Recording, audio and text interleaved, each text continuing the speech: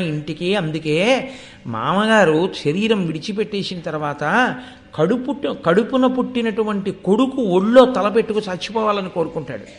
కొడుకుని కౌగిలించుకోవాలని కోరుకుంటాడు తండ్రి. కొడుకుతో కలిసి ఉండాలని కోరుకుంటాడు తండ్రి. చచ్చిపోయాక మాత్రం తనకి శ్రాద్ధం పెడుతుంటే కోడలు దీపం పెడితే తప్ప శ్రాద్ధాన్ని స్వీకరించాడు. కోడలిది అంత గొప్ప పాత్ర. ఇంటికి కోడలు వస్తున్నప్పుడు కొడుకు కాదుట సంతోషించేది. ఎంత పొంగిపోయేవాడో మామగారు.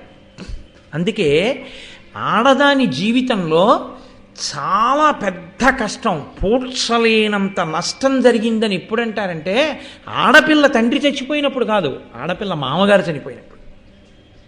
ఆడపిల్ల తండ్రి వెంటనే రెండో స్థానంలోకి దిగిపోతాడు. తన కూతురు అని ఆలోచించవలసిన అవసరాన్ని ఆ పిల్ల మామగారు ఇవ్వడు. అసలు ఎందుకు ఆలోచించడోట తెలుసా అండి? నా కూతురుని మాత్రమే ఈయన ఆలోచించగలడు. నా కూతురు కాకపోయినా ఎక్కడో పుట్టినా నా ఇంటికి కోడలిగా వచ్చింది, నా కొడుకు చేయి పట్టింది, నా కొడుక్కి సంతానాన్ని కంది, నా ఇంటి పేరుతో నా వంశాన్ని ఉద్ధరించింది, పిచ్చి తల్లి ఎక్కడి నుంచో వచ్చింది.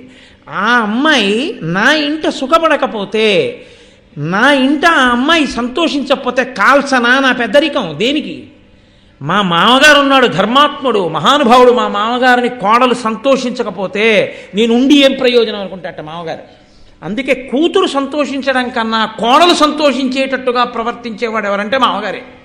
అది సహజంగా మామగారి యందు ఉంటుంది అంటారు. నాకు ఇన్నాళ్ళు ఉపన్యాసమే చెప్పాను, ఇప్పుడిప్పుడు నిజమేనని నాకు అనిపిస్తోంది. అసలు కోడలు రాకముందే అంటే నాకు బాగా అర్థమవుతోంది. నిజంగా కోడలే వస్తే నెత్తి మీద ఎంత పెట్టుకుని ఊరేగిస్తానన్న విషయంలో నాకు ఇప్పుడు అర్థమవుతోంది. అయ్యో పిచ్చి తల్లి ఎక్కడి నుంచో వస్తుంది, ఆ అమ్మాయి ఇంత సంతోషించాలి, ఇంత సుఖపడాలి, ఆ అమ్మాయి నా వంశాన్ని ఉద్ధరించేటటువంటి పిల్ల, ఎంత సంతోషించాలో నా ఇంటికి వచ్చని ఆలోచన ఇంకా రాకముందే చేస్తున్నానంటే ఏ మామగారైనా అలా ఆలోచిస్తాడనే నేను నమ్ముతున్నాను.